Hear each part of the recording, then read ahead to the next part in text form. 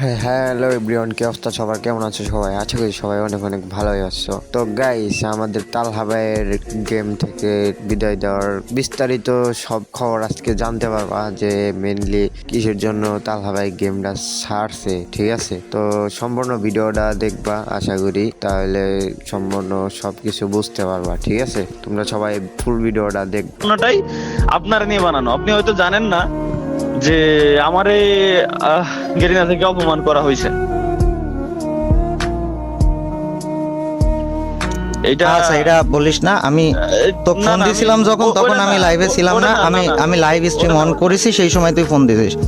না না ওইটা বলিস না লাইভে। অপমানটা করা হয়েছে কিভাবে? কারণ আমাকে ইভেন্টে ইনভাইট করা হয়। কোন ইভেন্টে? ঠিক আছে, ওই আমাদের খুলনায় ওই যে একটা ইভেন্ট হচ্ছিল, এই যে বুয়া বুয়া মিট নামের কোন ইভেন্ট, মেবি ওই যে আপনার, যাই হোক, ওই যে টুর্নামেন্ট খেলতে গেছিল না আরএসকেরা টিম সহ। হ্যাঁ, এই যে টুর্নামেন্ট হচ্ছিল, ওইগুলো লাইভ, ওই যে সরি মনে পড়ছে, ওয়াচ পার্টিতে আমাকে ইনভাইট করা হয়।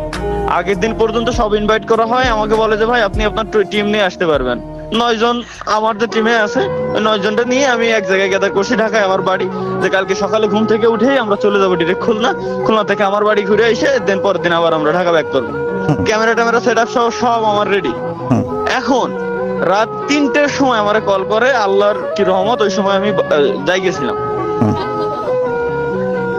তো ওই সময় আমার কল করে, তাও কল দেয়াই হচ্ছে মারুফ বাইরে দিয়ে, যে তালহা ভাই আপনি কালকে আসতেছেন না, আপনি কালকে অসুস্থ। আমি বললাম মানে? যে এটাই আমিও সর্বপ্রথমবার এটাই বললাম, যে আমি বুঝতে পারিনি তখন। আমি বললাম যে কই ভাই, আমি তো অসুস্থ না, আমি তো ঠিক আছি, তো আমি কালকে আসতেছি তো। পরে মারুফ ভাই আমার আবার বললো যে ভাই আপনি কালকে আসতেছেন না, আপনি কালকে অসুস্থ। আমার নামে কিন্তু ওই জায়গায় পিকচার টিকচার দিয়ে যে সব বোর্ড থাকে এন্ট্রি গেটে, ওই সবকিছু বানানো ছিল। পরবর্তীতে ওইটা ভাঙ্গি ফেলছে, তাও পোলাপান ভিডিও পর্যন্ত করছে।